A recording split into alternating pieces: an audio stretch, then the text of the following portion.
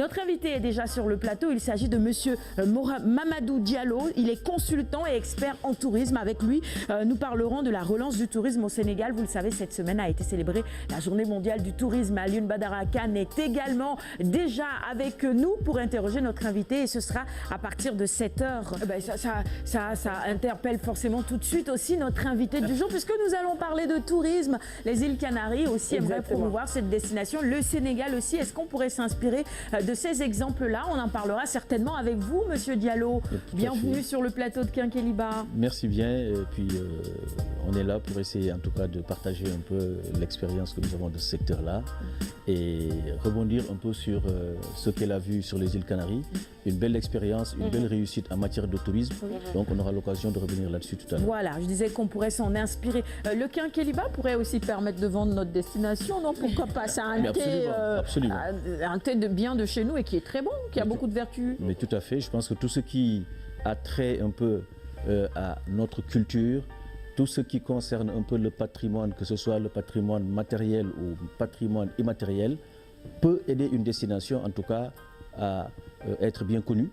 Parce qu'il faudrait d'abord que, en tant que destination, que vous soyez connu, qu'on puisse, que la destination puisse être également attractive et enfin que la destination soit compétitive pour attirer des flux touristiques. Oui. Monsieur Diallo, je prends votre avis quand même. Mais déjà, allez. Moi, mon avis sur le mafé, je dirais mafé oui, mais je préfère plutôt avec la variante Kanya, le mafé Kanya.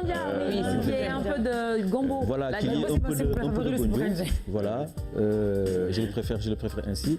Sinon, sur le sujet, par rapport au point, la question que vous avez posée tout à l'heure sur la nécessité, en tout cas, de trouver une alternative, mais je m'associe à ce que M. Kane a dit tantôt. Dans la maison, mais vous cherchez à faire plaisir quand même. Vous avez dit, n'est-ce pas? Voilà, bon. Vous cherchez à faire plaisir à monsieur. Voilà. Si monsieur n'aime pas le plat, voilà.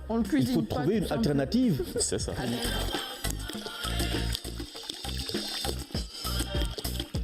Quoique quand on parle de cuisine, on parle aussi un peu de tourisme, parce que l'art culinaire, ça permet de vendre une destination. Les Français en savent quelque chose. La gastronomie française a beaucoup contribué évidemment dans la promotion du tourisme là-bas. Monsieur Mamadou Diallo, bienvenue encore une fois. Je rappelle que vous êtes consultant et expert en tourisme à Alioune Badara Kane. Voilà, un monsieur dont aussi la parole fait foi dans le milieu du tourisme ici au Sénégal. Merci. Il est, je l'appelle, vice-président du syndicat des agences de voyage et de tourisme, mais aujourd'hui ce sera plutôt le consultant, n'est-ce pas, qui nous fera face sur ce plateau-là de Quinqueliba, consultant et expert en tourisme, parce qu'il fait partie des membres fondateurs de Nouvelles Frontières au Sénégal, cette grande agence quand même qui a beaucoup contribué à la renommée de la destination au Sénégal. Donc merci d'avoir accepté notre invitation, monsieur Diallo. Alors on sait que le secteur touristique quand même traverse une crise, je ne dirais pas aiguë, mais en tout cas la crise est là. Depuis un certain temps, voilà, il y a une perte quand même en termes de clientèle comparé à d'autres pays de la sous-région, même la petite Gambie qui est là juste ici à l'intérieur du Sénégal, nous dame le pion sur certains aspects. Qu'est-ce qui explique cette régression? Comment vous l'expliquez? Très bien. M. Kane, vous me permettrez tout d'abord de vous remercier de m'avoir invité sur votre plateau. Plateau dont je vais justement profiter pour également souhaiter à l'approche un peu de cette fête de Tamkharit, souhaiter en fait une bonne fête à l'ensemble des musulmans et à l'ensemble en tout cas de tous ceux qui vont en tout cas célébrer cette nuit bénie pour les musulmans. Après cela, comment a-t-on fait pour en arriver là? Alors je vais quand même relativiser un peu. Il faut dire qu'à la date d'aujourd'hui, il y a quand même une légère embellie que nous ressentons au niveau, en tant qu'acteurs du tourisme, au niveau des hôtels, parce qu'il faut serrer en fait les différentes gammes de prestations en termes d'hôtellerie et de tourisme que nous développons au Sénégal. Vous avez ce qu'on appelle le tourisme d'affaires, qui est principalement développé au niveau de la capitale, au niveau de Dakar. C'est l'ensemble des hôtels que vous voyez au niveau des Almadies, au niveau du centre-ville. Je ne citerai peut-être pas de nom, mais ce qui est factuel aujourd'hui, c'est que ces structures hôtelières ont des taux de remplissage qui tourne à une moyenne de 80%. Donc ça veut dire quoi? Ça veut dire que pendant cette même période, ce qu'on appelle le tourisme de loisirs, qui se pratique plus dans des zones balnéaires telles que Saly, telles que effectivement à l'époque la Casamance, avec le Cap Skirring, avec Saint-Louis, il convient de remarquer que contrairement au tourisme d'affaires, le tourisme de loisirs bat de l'aile. Alors que vers les années, tout à l'heure, quand on a discuté, je vous disais que vers les années 2000 jusqu'en 2005, c'est le tourisme de loisirs, depuis que le Sénégal a commencé à développer son tourisme vers les années 73, n'est-ce pas?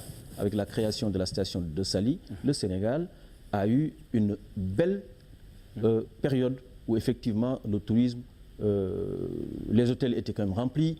Quand vous parliez du Sénégal sur les marchés étrangers, les gens comprenaient ce que c'était cette destination. Ils venaient chercher des produits tels que le soleil, tels que la plage, mais nous n'avons pas su anticiper justement sur les motivations et les besoins de ces touristes internationaux. Parce que si cela a été fait, on aurait compris, pendant que le Sénégal développe son tourisme de loisirs, non seulement il aurait fallu peut-être basculer à une autre forme de tourisme comme on le fait aujourd'hui avec le microtourisme, l'écotourisme, etc., etc.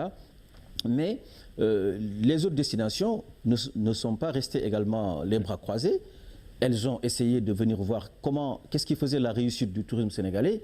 Et je prendrai le cas de nos voisins immédiats, la Gambie, les îles du Cap-Vert. Moi, je me souviens vers les années 80-90, mais les îles du Cap-Vert, à part l'île de Sal, mais vous n'aviez absolument rien, vous ne pouvez absolument rien faire. Alors que chez nous, nous avons une telle diversité en termes de patrimoine, que ce soit la nature, que ce soit le patrimoine culturel, que ce soit le patrimoine, je dirais, artistique, voilà. Mais que nous pouvons développer. Donc on n'a pas su, entre-temps, diversifier notre offre touristique. C'est cela l'explication principale, la cause principale de ce retard qu'on a accusé. Alors, je dois à la vérité de dire que les réflexions ont été faites sur comment diversifier justement le produit Sénégal pour éviter un peu ce phénomène de baisse que nous avons connu, avec tout son corollaire de coût social et économique. Mais le problème qu'on a, c'est une question de mise en œuvre. Et le Sénégal souffre également d'un problème d'image. Pour aller quelque part, quand vous faites la promotion sur les marchés étrangers, il faut que l'étranger que vous voulez mettre en contact avec votre destination, que vous puissiez quand même rendre visible cette destination-là. Pour la rendre visible, surtout aujourd'hui, il faut communiquer. Quand cette communication fait défaut ou quand les moyens qui sont consacrés à cette communication ne sont pas suffisants par rapport à une concurrence, puisque nous sommes là dans un secteur fortement concurrentiel, où effectivement les gens ne se font pas de cadeaux, effectivement quand la communication fait défaut, il y a problème, parce qu'il faut d'abord se faire connaître, donc il y a une question de visibilité. Ensuite, il faut que vous soyez attractif.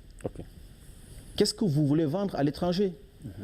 Sur quel produit vous avez vraiment une valeur forte, une valeur ajoutée par rapport à ce que proposent les autres? Je parlais tantôt du tourisme de loisirs avec le balnéaire. Vous êtes sans doute au courant de cette forte érosion que le littoral sénégalais a connue, notamment sur sa partie Petite Côte. Surtout à Saly, ah oui. Surtout à Saly, mais qui a complètement déstructuré en fait le produit balnéaire. Alors, pendant ce temps, mais le Sénégal regorge d'un potentiel mais extraordinaire. Vous partez du nord au sud, d'est en ouest, vous avez quand même sur le plan naturel une diversité sur le plan naturel, vous avez une diversité au niveau du patrimoine et sur le plan culturel. Mais le Sénégal, pour moi, doit être à la limite la capitale de la culture africaine.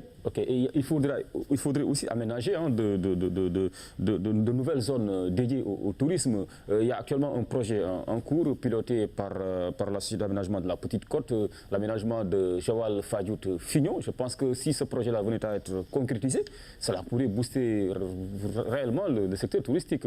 Qu'est-ce que vous en pensez? Alors, tout à l'heure, j'évoquais un peu le retard que nous avons dans la mise en œuvre de tous ces projets-là. je vous disais que la réflexion, elle est faite. Et je me dois également à la vérité de dire que l'État a quand même donné une vision au travers du PSE, où on constate que les 27 projets phares du PSE, il y a 3 projets qui concernent, les 2 concernent le tourisme, et il y a un projet qui concerne les transports aériens. Pour le tourisme, justement, vous avez le plan sectoriel de développement du microtourisme. Donc ça veut dire quoi? Ça veut dire que l'État a conscience qu'aujourd'hui, au-delà de ce qui était fait jusqu'à présent et qui a montré ses limites, il faut le reconnaître, l'État a quand même conscience qu'il faut davantage réfléchir à un autre modèle, et ce modèle-là va porter sur les micro-entreprises touristiques qui devront être essentiellement portées par les populations à la base, pour qu'on ait un réel impact de ce tourisme. On parle du tourisme. Sur le plan macro, on galvaude les résultats, la croissance, mais il faut s'interroger sur le véritable impact vis-à-vis des populations, puisque ce sont ces populations-là qui reçoivent. Eh bien, le microtourisme, nous y avons réfléchi, permettra un peu à ces populations-là, non seulement d'être des populations qui reçoivent, qui, avec la teranga sénégalaise, qui ne fait pas défaut, mais il nous faut aller vers un nouveau paradigme. Il faut que ces populations-là soient des populations, il faut qu'ils soient des acteurs du tourisme. Bien sûr. Elles vont recevoir, mais elles vont également être acteurs. En quoi faisant, on pourra éventuellement y revenir tout à l'heure, mais c'est pour vous dire que le second projet tourisme concerne effectivement l'aménagement de nouvelles zones, qui est un axe dévolu un peu à la structure, à la SAPCO, qui est la Société d'aménagement des zones touristiques de la Petite Côte et du Sénégal. Et là, vous parlez aussi de l'impact du tourisme au profit surtout des populations. Mais déjà, avec le tourisme d'affaires, c'est vrai qu'il y a eu quand même, il y a vraiment une croissance qui a été notée dans le secteur du tourisme d'affaires, avec ces hôtels de luxe-là qui ont vu le jour dernièrement ici à Dakar, avec un taux de remplissage, vous l'avez dit, qui frôle la barre des 80%. C'est une bonne chose. Mais le problème, le hic pour ce qui concerne le tourisme d'affaires, c'est qu'en fait, il n'impacte pas trop les autres secteurs d'activité. Le touriste vraiment qui est là pour une mission, qui est en affaires, il est là cloîtré à son hôtel, il participe à des travaux, il va au centre-ville, il rencontre les décideurs, mais pas le petit commerçant. Par exemple, du marché Kermel, pas celui-là, le guide touristique, par exemple, d'à côté, qui aurait dû lui faire le tour de la ville. C'est ça aussi l'envers du décor qui concerne le tourisme d'affaires. Je pense qu'il faudrait que le tourisme soit réellement populaire pour qu'on puisse en ressentir les bienfaits. Absolument, M. Kane. Alors, nous avons essayé de réfléchir un peu à ce phénomène de déperdition en termes d'impact sur, effectivement, les autres pans de l'économie. Notamment sur cette population, effectivement, les commerçants, les marchands, les artisans, les antiquaires, les artistes, etc. etc. Vous savez tous que vers les années 90, etc., il était fréquent, quand vous vous baladiez un peu au plateau, de voir beaucoup de touristes, en fait. Vous voyez des bus de tourisme, en tout cas. Qui allaient à la rencontre des populations. Mais absolument, ils allaient non seulement à la rencontre des populations, mais c'est des touristes qui fréquentaient les lieux des artisans, notamment à Soumbédioune, avec le village artisanal de Soumbédioune. Il était au plateau. Nous, on avait à l'époque ce qu'on appelle le petit tour de ville, qui allait visiter le palais présidentiel et tout ce que le Sénégal a, notamment sur Dakar, en termes de patrimoine culturel, avec les musées Monod, avec bien entendu l'île de Gorée, etc., etc. Alors, en se posant la question de savoir pourquoi on en est arrivé là. Alors, je ne mettrai pas de gants pour dire que nous le constatons tous. Il y a un problème d'insalubrité. Mais vous voyez des ordures partout, même s'il y a des efforts qui sont faits depuis quelque temps. C'est des phénomènes qui n'incitent pas à un étranger d'aller se balader dans les rues. Il y a également ce phénomène un peu d'agressivité, même si on doit reconnaître qu'elle est passive. Dakar n'est pas une ville plus dangereuse que le sont les autres capitales, en tout cas africaines ou dans le monde. Mais il y a des comportements qui font que le touriste n'a pas cette incitation à aller vers l'autre. Mais le Sénégal, on le sait, il est fondamentalement accueillant et gentil. Ils le disent partout. Et c'est pourquoi moi je dis d'ailleurs la première valeur d'ailleurs du tourisme sénégalais aurait porté sur ce sens de l'accueil que nous avons, qui malgré les difficultés qu'on peut avoir par rapport à ce secteur-là, je n'en veux pour preuve que quand vous demandez après un séjour d'une semaine par exemple à un touriste, qu'est-ce qui vous a le plus marqué au Sénégal? Mais c'est l'accueil et le sourire des Sénégalais. Il ne faudrait pas que nous le perdions. C'est notre première valeur, je pense, en termes en tout cas d'attractivité. Maintenant, il y a eu effectivement le manque, il faut le reconnaître également, le manque d'organisation au niveau justement des centres d'intérêt, puisque les gens quand ils se déplacent, il faut qu'il y ait de réels centres d'intérêt. Nous n'avons pas su renouveler un peu, notre offre. Ouais. À ce niveau-là. Cela pose problème et ce n'est pas de nature à inciter les gens. Excusez-moi, Alioune Badara Kane. Dans votre diagnostic, vous n'avez pas parlé de prix. Certains disent que la destination sénégalaise est chère. Est-ce que cela aussi, est-ce que c'est vrai déjà? Est-ce que cela ne décourage pas les touristes? Alors, j'allais en venir parce que je disais tantôt qu'il nous faut gérer 3 dimensions. La première dimension porte sur la visibilité, la deuxième sur l'attractivité. Si vous réglez la première et la deuxième condition, la troisième, elle doit également être réglée, qui concerne la compétitivité de la destination.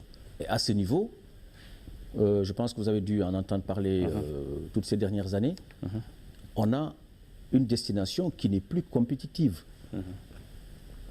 Aujourd'hui, quand vous avez un forfait touristique, disons, d'un séjour d'une semaine, notamment, je prendrai le cas de Saly, puisque c'est le cas le plus fréquent. Vous avez une semaine de vacances au Sénégal, en all inclusive, ça veut dire que vous avez un peu la pension complète, les repas, les boissons, et vous avez également des activités ludiques telles que l'animation, etc., etc. Ça tourne entre, selon le type d'hôtel, des forfaits qui tournent avec l'aérien, ça veut dire avec le billet d'avion, puisque c'est vendu sous forme de package, on tourne autour d'une moyenne de 1000 à 1200, 1300 euros. Par personne? Par personne. OK. Pour une semaine? Alors, on a essayé, effectivement, pour une semaine, on a essayé de faire ce qu'on appelle un peu l'étude de la structure des prix. On s'aperçoit que sur ce type de forfait, vous avez plus de 60% représentés par le coût de l'aérien. Billet d'avion. Billet d'avion. Alors, nous avons essayé au niveau des acteurs du tourisme d'en parler effectivement à l'État, puisque c'est un secteur public où exercent des acteurs privés, puisque tous les hôtels, toutes les agences de voyage, les loueurs de véhicules, l'État n'a pas investi là-dedans, sauf juste un hôtel qui est à Dakar. On leur en a parlé. Et il s'est avéré que, surtout après que le carburant, le prix du baril de pétrole est fortement baissé, nous avons interpellé l'État pour dire nous ne comprenons pas que les compagnies aériennes continuent à charger sur les billets cette rubrique qu'on appelle la surcharge carburant, qui est une technique que les compagnies utilisent pour éviter les fluctuations sur le plan international du prix du baril de pétrole. Quand ça augmente, on peut être amené à comprendre que le prix du billet d'avion soit impacté, mais quand ça baisse, je pense qu'il y a quand même quelque chose à faire de ce point de vue-là. Et sous ce rapport, nous estimons que, même s'il y a déjà un début de discussion avec les compagnies aériennes, nous pensons que ce n'est pas suffisant. Et je crois qu'il y a des arguments à la fois économiques et techniques à mettre en face de ces compagnies aériennes, dont certaines disent que,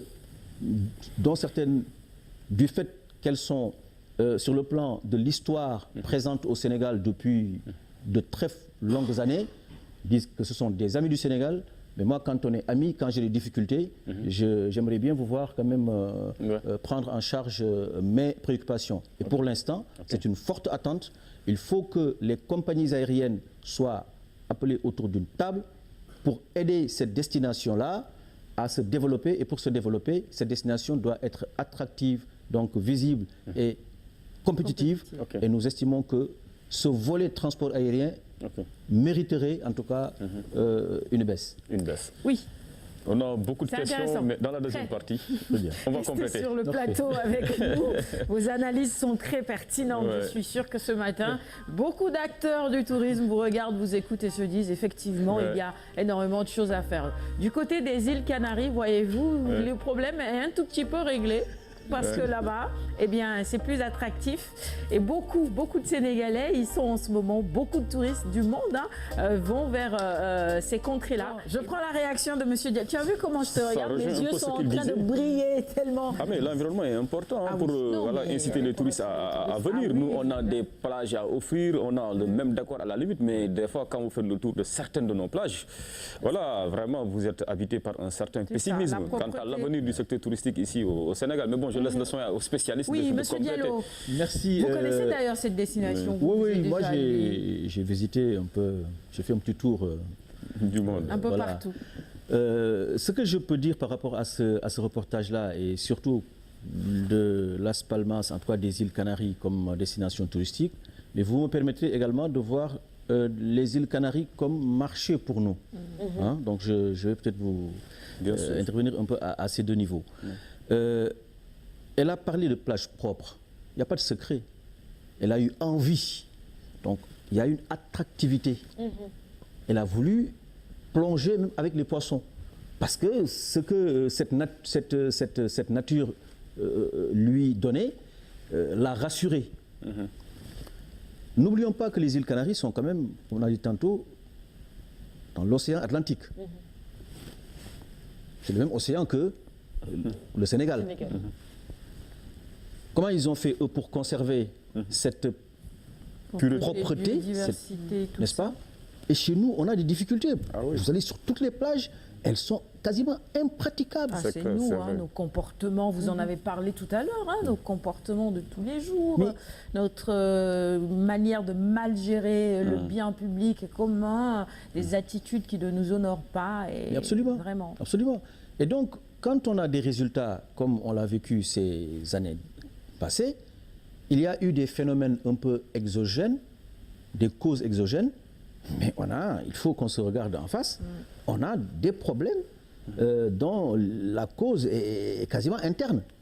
C'est un problème de comportement, c'est un problème de prise en charge, c'est un problème de mise en œuvre, d'évaluation et de sanctions. On a ces problèmes-là. Donc, pour en revenir sur les îles de Canaries, aujourd'hui, c'est une destination qui est à 2 heures du Sénégal. 2 heures de vol. Vous avez de très belles plages, vous avez le sens de l'accueil, pas comme chez nous quand même. Néanmoins, ils savent bien accueillir les Espagnols. Vous avez également des prestations hôtelières de qualité. Très bonne qualité. Vous avez une gastronomie également top.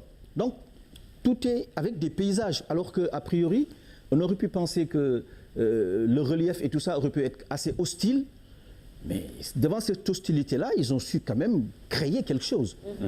Mais le conserver et le développer. Ce qui fait qu'aujourd'hui, quand il y a des crises sur le plan international, sur certaines destinations touristiques telles que l'Égypte, avec le problème de l'insécurité et tout, l'Égypte, la Tunisie, on a connu ces choses-là, le Maroc, etc., etc. Mais la destination refuge pour les Européens, où ils ont quelque part également une possibilité de se dire, mais on est en Europe tout en n'étant pas en Europe. C'est les îles Canaries et les Baléares dans une plus grande mesure. Oui. Mais quand on regarde ce qu'on a là-bas, mais je continue à croire qu'il est possible qu'au Sénégal, qu'on fasse des choses de cette nature-là. Et qu'on puisse vraiment le réussir. Alors, vous me permettrez rapidement maintenant de me positionner de l'autre côté. qu'est-ce que ces îles peuvent nous apporter, nous, en tant que destination touristique. Vous savez qu'aux îles Canaries, et à Tenerife même, à la limite, Las Palmas, Gran Canaria et Tenerife, vous avez une clientèle que nous n'avons pas aujourd'hui, nous, la possibilité d'aller démarcher, mais qui vient séjourner sur, si vous voulez, une formule qu'on appelle les longs séjours. Parce qu'il y a beaucoup d'appart-hôtels. Et cette clientèle, je veux dire, nordique, qui nous vient un peu des pays de la Scandinavie, qui nous vient un peu des pays de l'Angleterre, de l'Allemagne et tout, mais ils viennent passer quasiment 3 à 4 mois, notamment une clientèle relativement âgée, mais qui a un fort pouvoir d'achat. Alors, moi, dans les discussions avec effectivement le ministère ou avec nos collègues, j'ai dit, mais et ça se faisait? Pourquoi allons-nous chercher ou tenter de chercher ces clientèles-là avec toutes les difficultés alors qu'on les a à 2 heures de vol?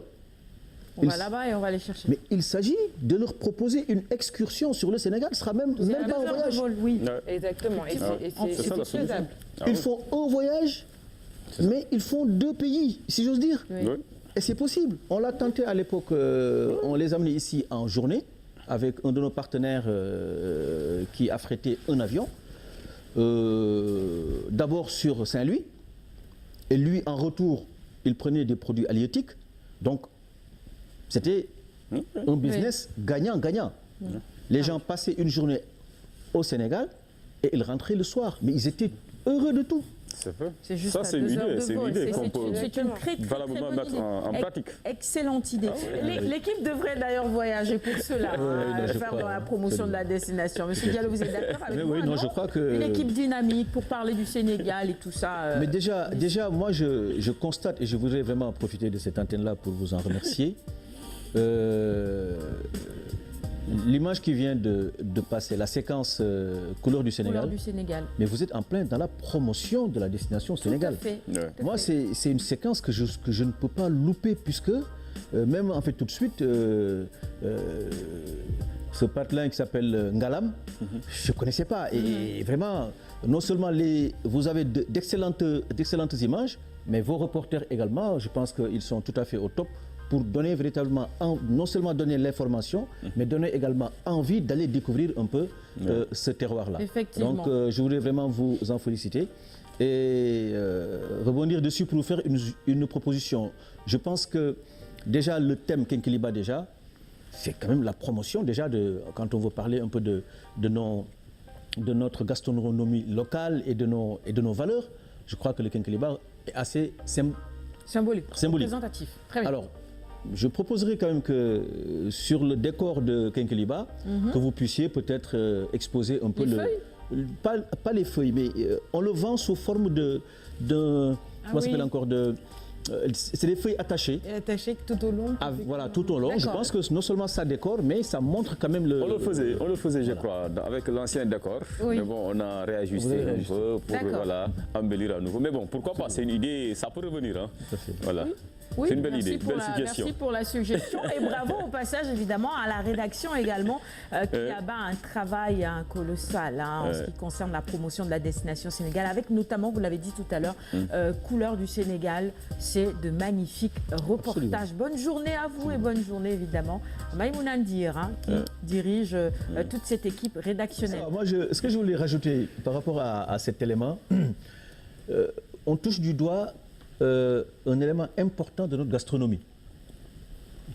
Tantôt, en début d'émission, je crois que c'est Kane qui parlait un peu qui donnait l'exemple de la France. La France est connue dans le monde entier à travers sa gastronomie. Oui, évidemment. Et nous manquons chez nous de croire qu'on a une gastronomie qui peut être servie, mais dans les hôtels, dans les restaurants, ça fait partie quand même de notre culture. C'est un élément constitutif de notre culture. Et sous ce rapport-là, je pense que sur le plan du tourisme et de la vulgarisation de cette gastronomie, il y a l'association des cuisiniers du Sénégal qui organise tous les ans un concours, justement pour mettre en valeur cette gastronomie.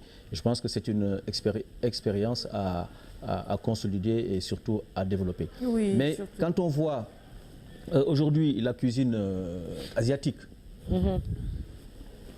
ils sont arrivés quand même à l'imposer sur le plan international. Alors, il y a des similitudes entre leur gastronomie et la nôtre. Je pense qu'il y a quelque chose à faire de ce point de vue-là. En plus, qui est à base de riz, donc absolument. c'est vrai qu'il y a des similitudes. Voilà. Oui, Monsieur Diallo.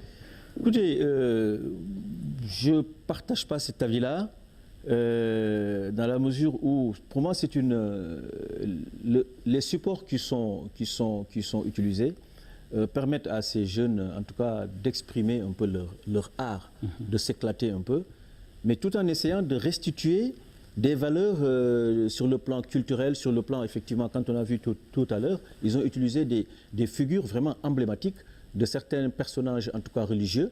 Et je pense que derrière ces graffitis, il y a des messages également que nous pouvons... L'autre aspect, c'est pourquoi d'ailleurs en réfléchissant, je me disais, mais il faudrait peut-être qu'on invente des graffeurs, peut-être qui peuvent graffer sur le sol pour cacher un peu, parce que sur certains murs, effectivement, voilà, les murs sont des fois lézardés ou ne sont pas du tout propres.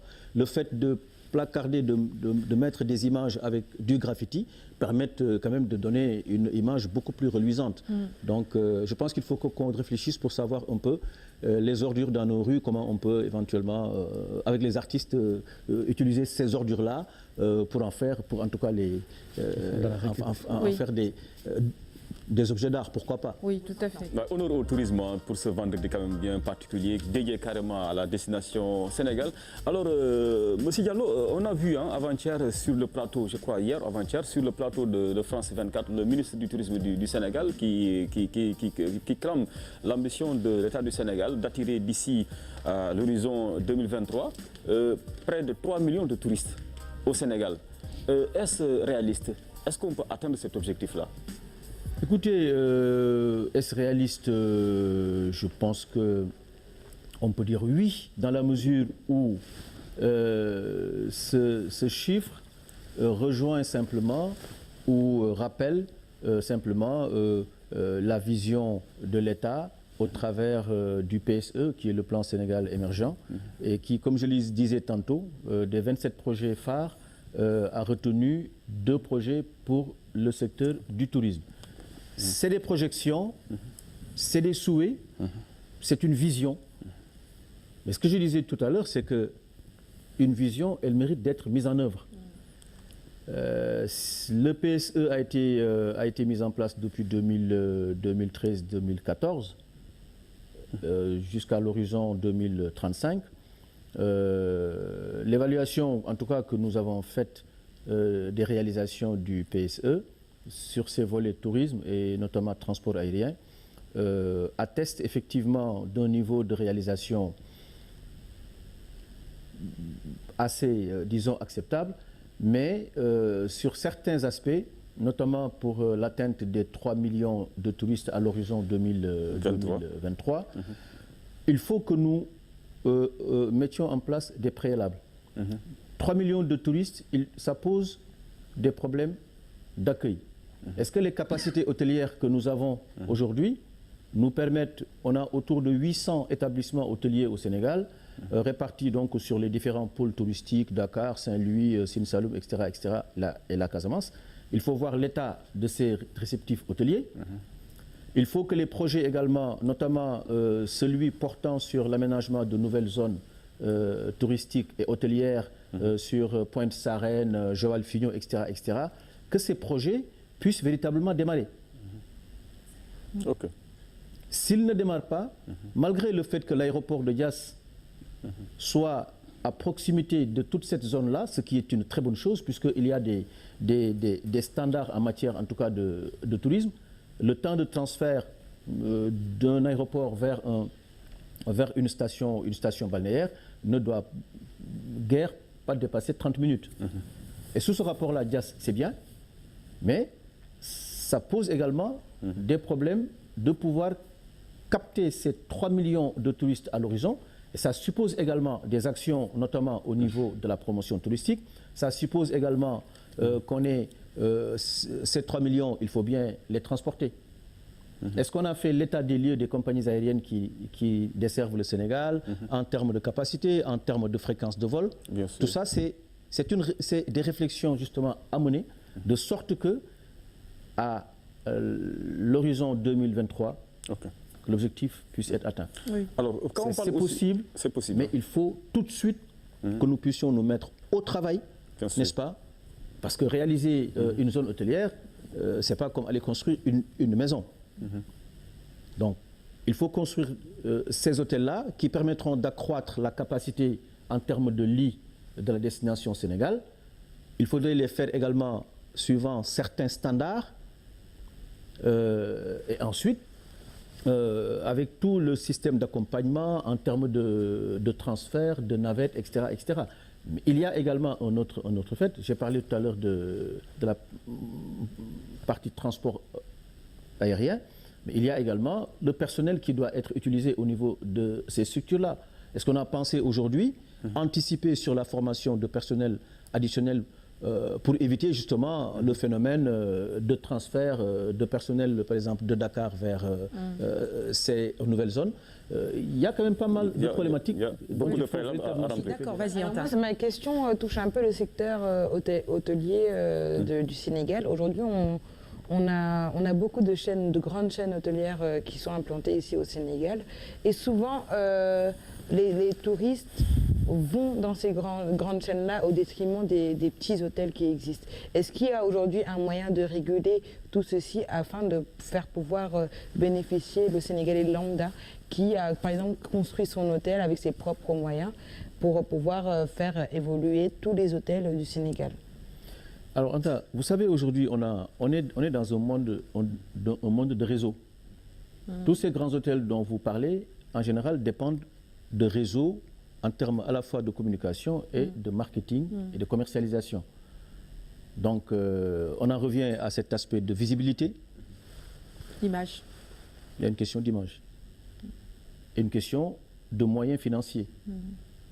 Donc, oui, on touche du doigt un aspect qui est l'impact que cela doit avoir sur l'économie nationale, puisque les acteurs nationaux, de toute façon, leur activité permettront justement de dégager des profits pour les investir dans notre pays. Je ne suis pas sûr que pour les chaînes que ce soit pareil.